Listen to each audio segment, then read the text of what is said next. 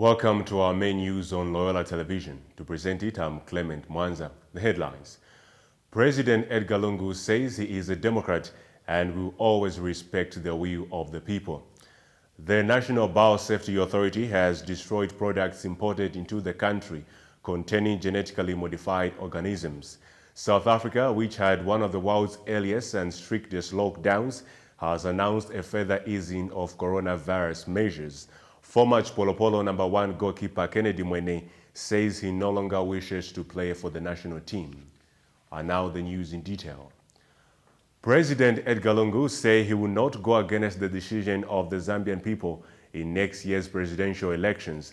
The president says he is a Democrat who represents the will of the people and would not disregard their decision. He says he finds it disturbing for a tabloid newspaper to mislead the masses by insinuating that he said he would remain president whether Zambians liked it or not. Mr. Lungu says journalists should report factually and not misinform the public to suit their agenda. This is according to a statement issued by Isaac Chipampe, the special aide for press and public relations. The editor of the Lusaka-based tabloid has since apologized. 16 miners have been arrested at Kansanshi mine in Solwezi. The miners were found in possession of 1,701.6 grams of gold concentrate. Their arrest followed a tip that the miners were conducting illegal business at a house belonging to a Mr. Valeta Ramon. Police visited the said premises and made the arrest and also impounded 4 motor vehicles. Esther Katongo, the Zambian police spokesperson, has confirmed the arrest to Loyola News in Lusaka today. Meanwhile, a mining expert says without proper legal framework and policy direction to the mining sector, the diversification agenda by government will be far-fetched. Edward Simukonda was speaking in an interview with Loyola News in Lusaka today.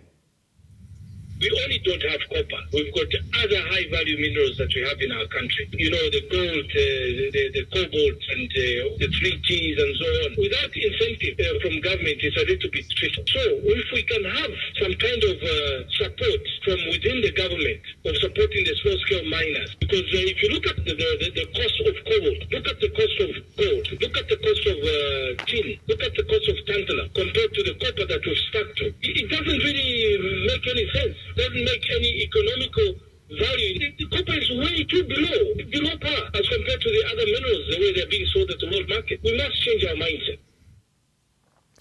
Small and medium enterprises, SMEs, are an important engine for economic growth and employment creation. But a businessman says the cost of tax compliance remains a significant challenge for small and medium businesses. Gilbert Banda, a local businessman, says measures such as tax incentives and tax breaks for SMEs should be considered to reduce the cost of doing business and aid its importance in the economic sector. Mr. Banda says government should put more effort in creating a conducive platform that will enable small businesses to perform effectively. He was speaking in an interview with Loyola News in Lusaka today. Small businesses, you know, they are certainly an engine for growth. They employ more people than most of these formal organizations.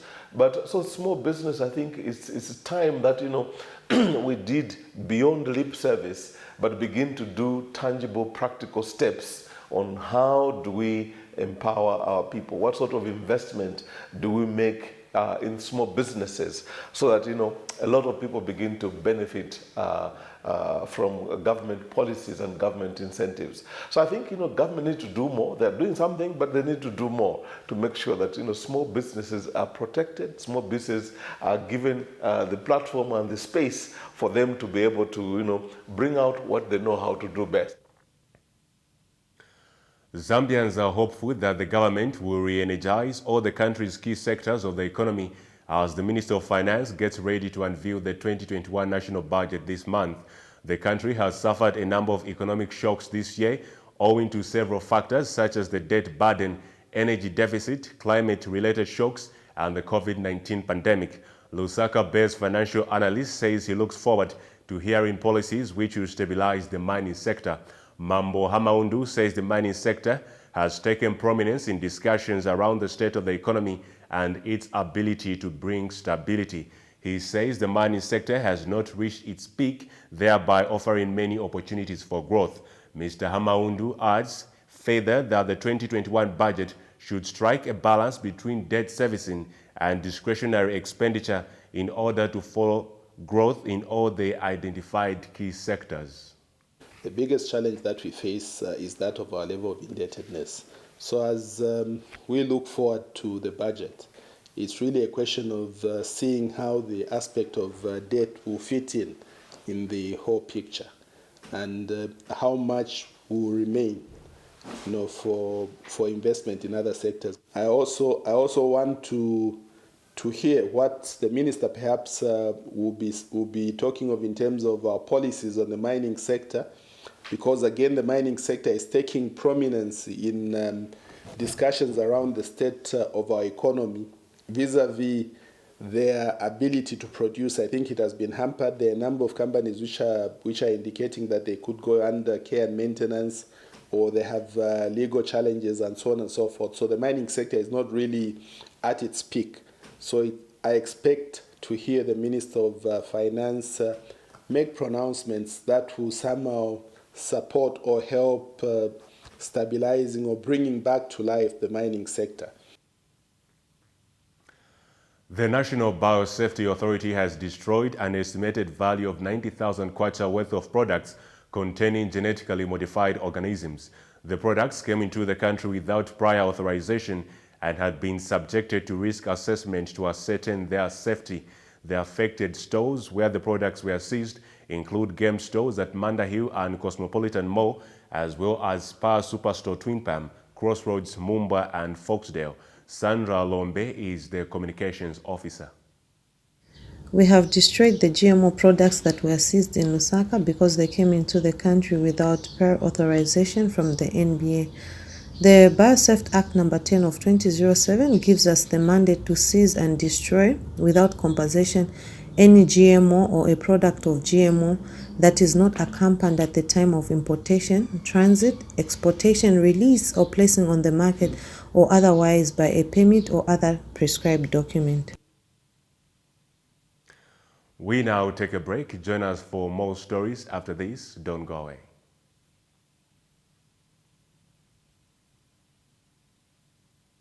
May we use these trying moments to rise to something that's important. Take life not for granted. Tell someone that you love them. If any of you have any COVID-19 symptoms, which are a fever of above 38 degrees Celsius, a cough, difficulty in breathing, shortness of breath, or chest pains, please do not hesitate to call 909 or 0974 49 35 53, and medical assistance will come your way. We hope for the better and leave everything in the hands of God. Together, we can combat COVID-19. Please stay at home for me. I stayed at work for you. Be that change. Please do your best to stay at home. If you must leave your home, please remember to mask up. Keep social distancing of at least 1 meter and wash your hands often with soap and running water or any alcohol-based hand sanitizer.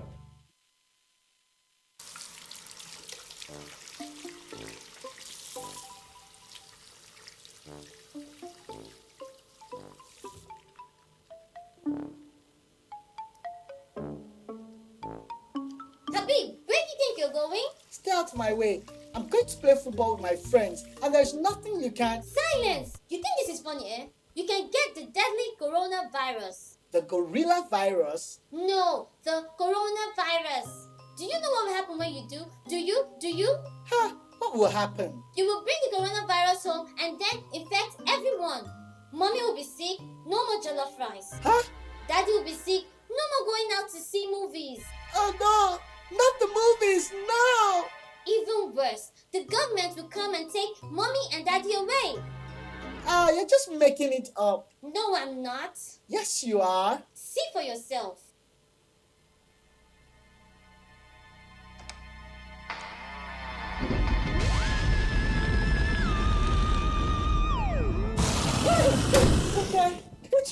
It's real. What should we do?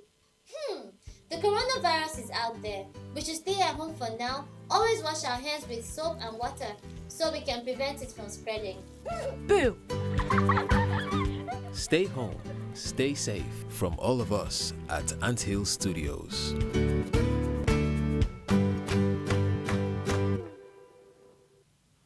We continue with the news. A medical student at the University of Zambia, Unza, has scooped the overall Best Poster Award for Quality Improvement Conference, qualifying her to present the research at national level. Nora Ndambo, a fifth-year medical student, presented an abstract titled Vulvar Cancer in Young Zambian Women Managed at the Cancer Diseases Hospital, which made her image overall best. Ms. Ndambo says she has always wanted to be a medical doctor and has passion in obstetrics and gynecology. And Unza Vice Chancellor Professor Luke Mumba has congratulated the student, adding that it gives the university great joy to witness young and emerging female scientists break ground. The Vice Chancellor also congratulated Dr. Anthony Simbeye, who emerged overall best in Quality Foundations category, as well as third best in the overall conference, and Anthony Limbumbu, who emerged third best in the medical care and equipment category. The conference, which was held under the theme Enhance Community Engagement in Quality, Improvement, Innovation and Excellence in Health Services towards Universal Coverage, was attended by researchers from across the country. The outbreak of the coronavirus has restricted cross-border traders to import and export goods due to border restrictions. The Cross-Border Traders Association is concerned at the continued restrictions because their businesses are making losses. The traders now want the government to give them loans or grants. More details in the following report. Commerce and trade has been one of the key drivers of Zambia's economy, and cross-border trading has been an avenue in which the country has benefited from the imports and exports of goods. The advent of the COVID-19 pandemic has adversely affected cross-border traders in Zambia, many of whom have been forced to divert their business, while others have completely made losses. Clever Simbeye is a cross-border trader. He deals in the beans business.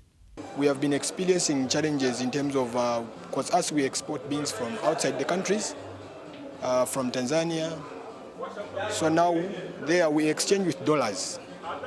So now we don't buy beans using kwacha, we use dollar. So when we go there again, we exchange with shilling. And then so now we have entered into losses. So we are forced to sell beans at a cheaper price. The Cross-Border Traders Association has called on government to help provide cross-border traders with relief grants or loans that will help them survive the effects of the COVID-19 pandemic. Gabriel Chiwe is the Cross-Border Traders Association Youth Coordinator. So in terms of our business, where we are trading, we are really very affected, almost about 60%, which means at the moment we are doing hand-to-mouth program. This time we are really asking the government, we are pleading to the government, not only the government of Zambia, especially this Cross-Border Traders Association. We have got about 29 countries. As long as we are a member of COMESA and the SADC, who we need help. Cross-border, they are the small-scale traders who are doing cross-border programs. So we ask the government of the whole cross-border nation, especially SADC and the COMESA, is to give a simple loan or to assist us a grant so that to boost our business.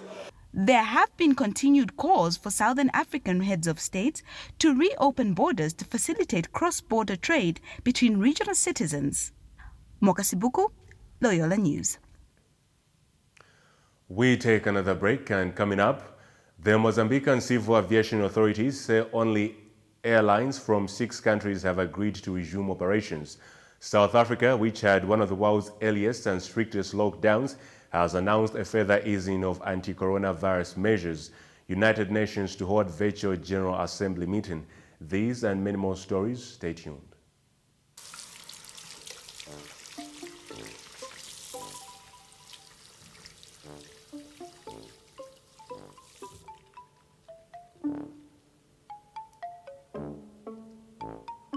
Habib, where do you think you're going? Stay out of my way.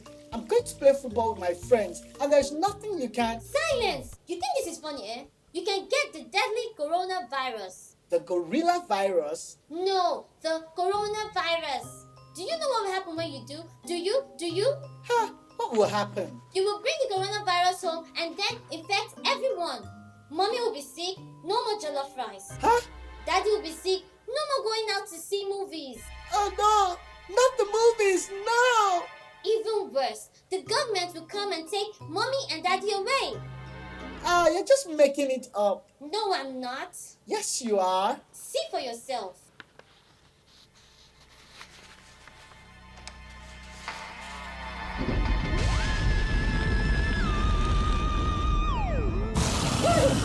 Okay, it's real. What should we do? The coronavirus is out there. We should stay at home for now. Always wash our hands with soap and water so we can prevent it from spreading. Boo! Stay home, stay safe from all of us at Anthill Studios.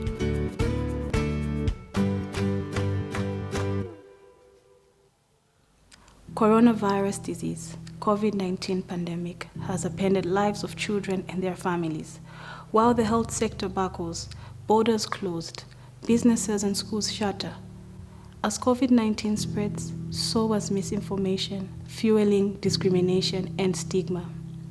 Let's promote facts over fear. Let's bring out the trustworthy guidance to our parents, caregivers, and educators. Despite what you might think or feel, we are not your enemy. We're asking you to stop, be still, to listen. I stayed at work for you. Please, please, stay home. Be the change. Please do your best to stay at home. If you must leave your home, please remember to mask up. Keep social distancing of at least 1 meter and wash your hands often with soap and running water or any alcohol-based hand sanitizer. And now in the international news, South Africa, which had one of the world's earliest and strictest lockdowns, has announced a further easing of anti-coronavirus measures. From 20 September, an overnight curfew will be reduced, gatherings will be allowed at 50% of a venue's capacity, and alcohol will again be on sale. President Cyril Ramaphosa, in a televised address to the nation, said his country has withstood the coronavirus storm, but rules on social distancing and mask wearing will remain in place. South Africa, which went into a national lockdown on 27 March, has so far reported more than 650,000 confirmed infections, with over 15,000 deaths. However, the number of new cases has dropped from about 20,000 per day in July to fewer than 2,000. South Africa shut its borders at the start of the lockdown, but President Ramaphosa said that international travel would resume from 1 October. Those arriving in South Africa must present a negative coronavirus test taken within 3 days of travel. Mr. Ramaphosa also said that a further stimulus package was being drawn up to rebuild an economy that has been savaged by the lockdown. The Mozambican Civil Aviation Authority say only airlines from 6 countries have agreed to resume operations since the reopening of the country's airspace this month. The National Civil Aviation Institute said the airlines were from Portugal, Turkey, Qatar, Ethiopia, Kenya, and South Africa. The institute said countries planning to restart their flights should express interest in the Mozambican diplomatic missions of their respective countries. The resumption of regular passenger and cargo flights is authorized based on the principle of reciprocity, and only 2 weekly flights are allowed.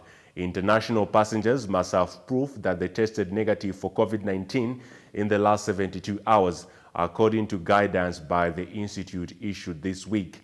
The airlines are required to ensure preventive measures are observed, including the wearing of masks, social distancing of at least 1.5 meters, and the planes must carry universal precautionary kits.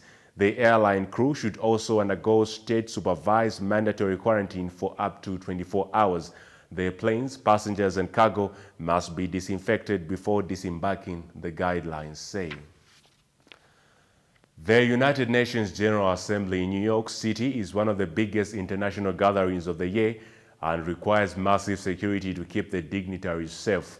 But this year, the world's leaders are not attending the gathering because of COVID-19. We give you more details in the following report by Voice of America. The 75th session of the UN opened Tuesday on a changed New York City. The meetings and speeches are still happening, but the crowds and traffic are not. So this year we'll be having video statements delivered in our large, iconic General Assembly Hall. And we'll have one person per every member state in the General Assembly Hall in order to cut down on numbers because of COVID-19. Yet the new online format has increased the number of world leaders taking part in these virtual meetings, says UN spokesman Brendan Varma.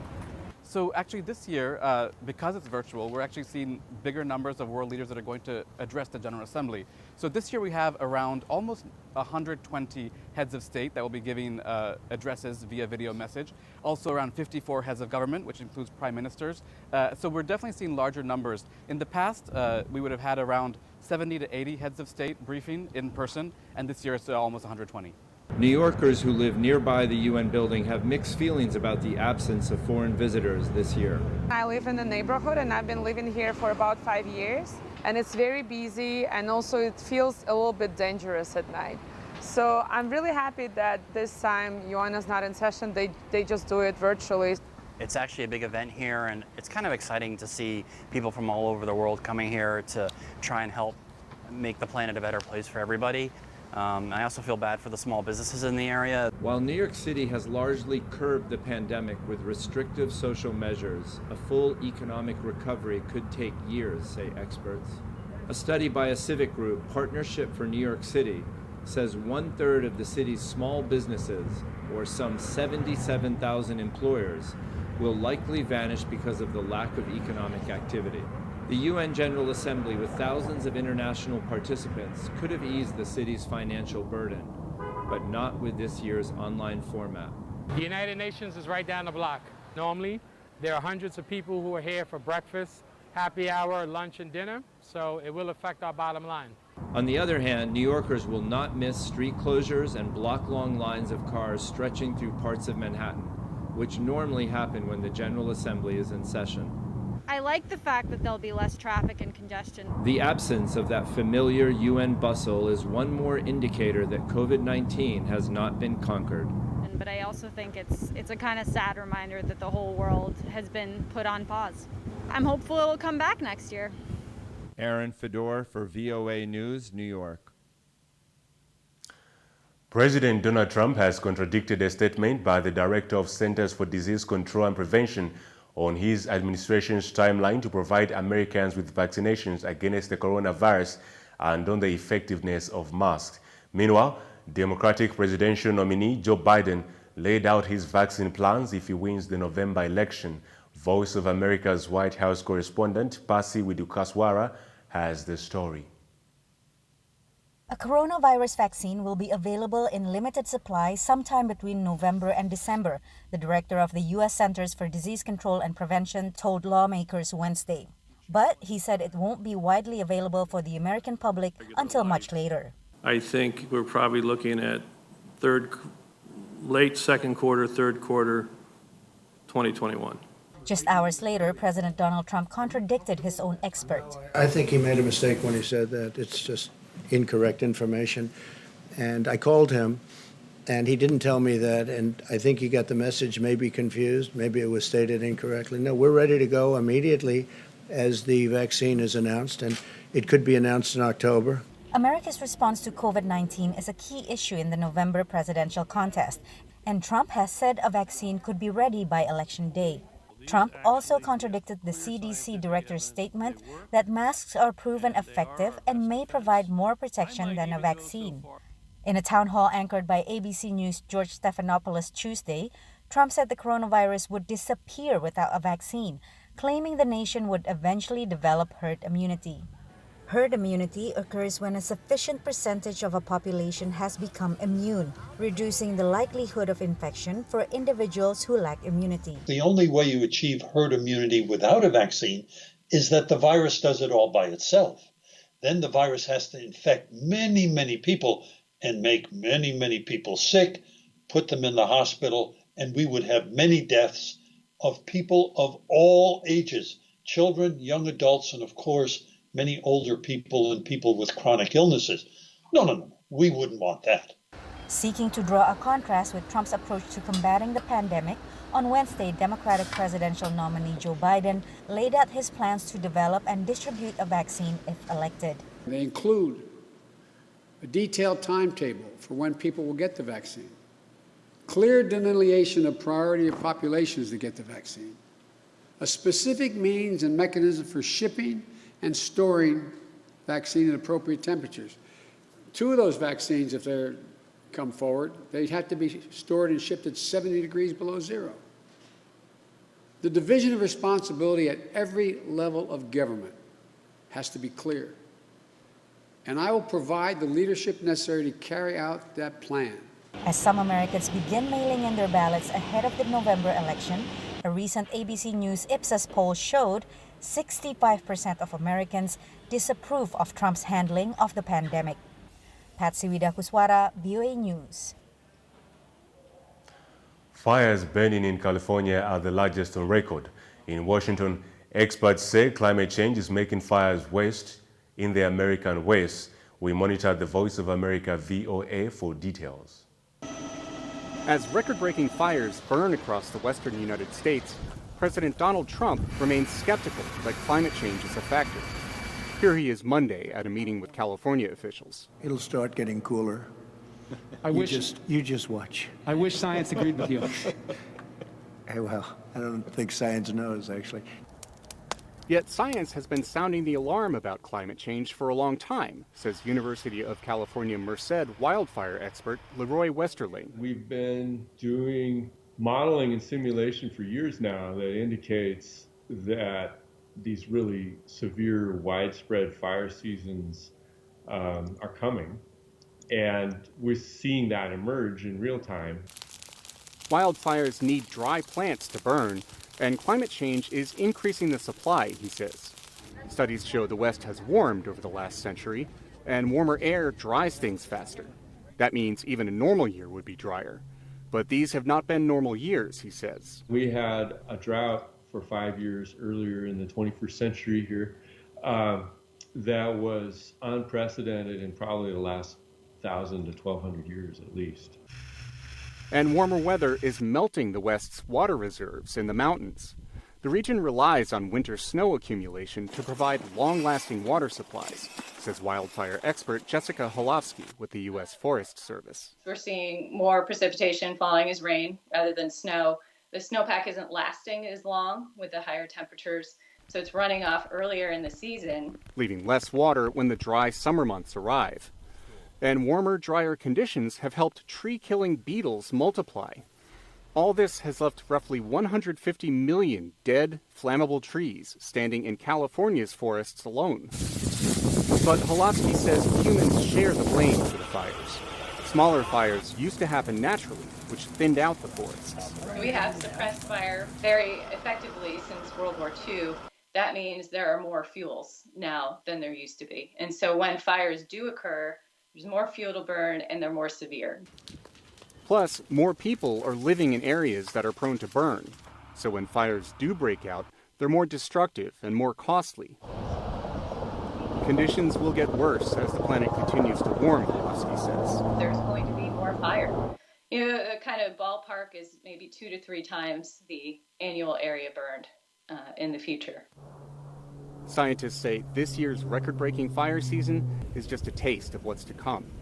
Steve Barragona, VOA News. In sports news, American Bryson DeChambeau says he'll be looking to overpower Winged Foot's notoriously difficult West Coast at the U.S. Open. The New York venue is hosting its 6th men's U.S. Open and has only produced 1 winning score under par.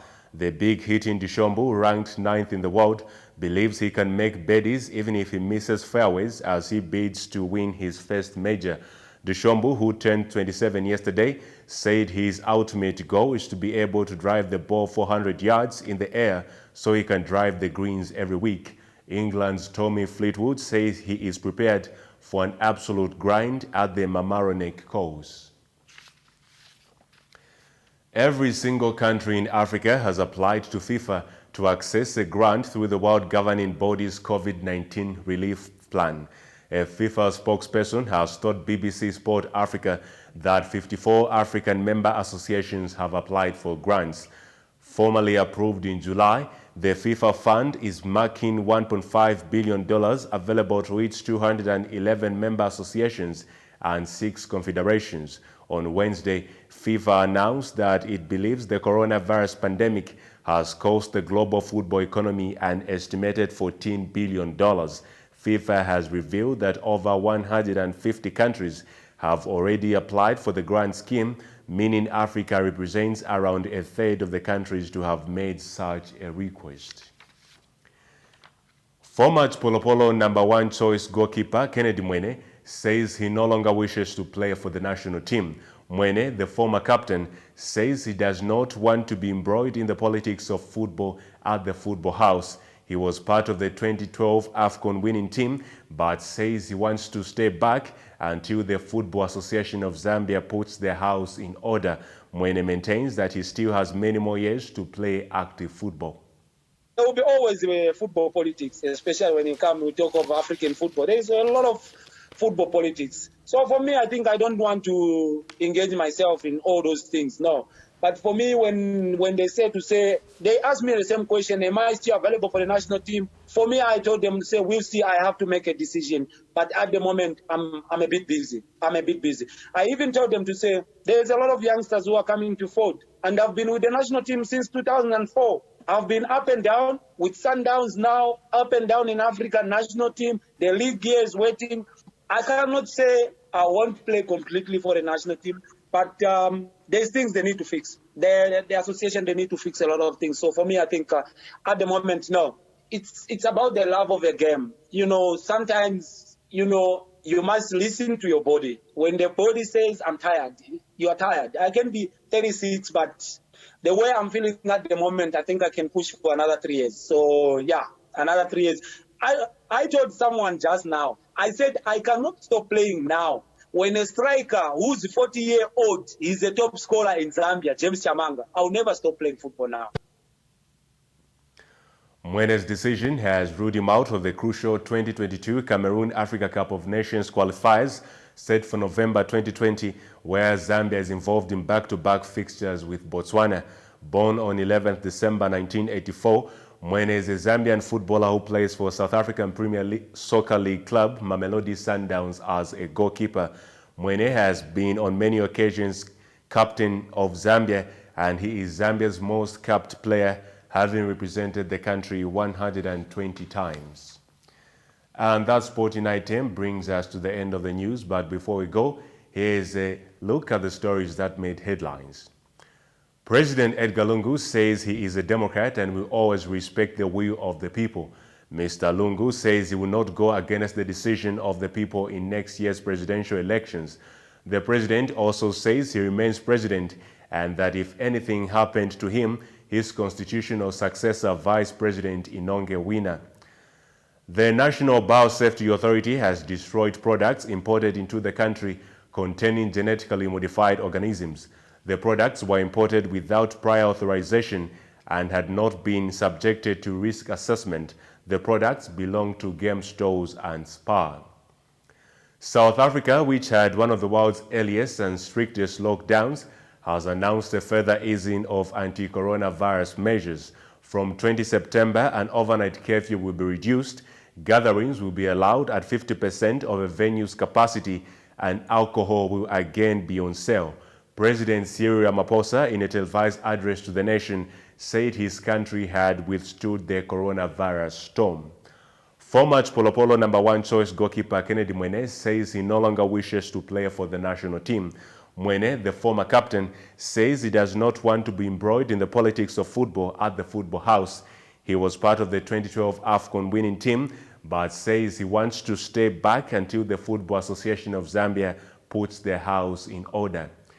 On that note, we have come to the end of the news. On behalf of the entire news and production crew, my name is Clement Mwanza. Good night and God bless.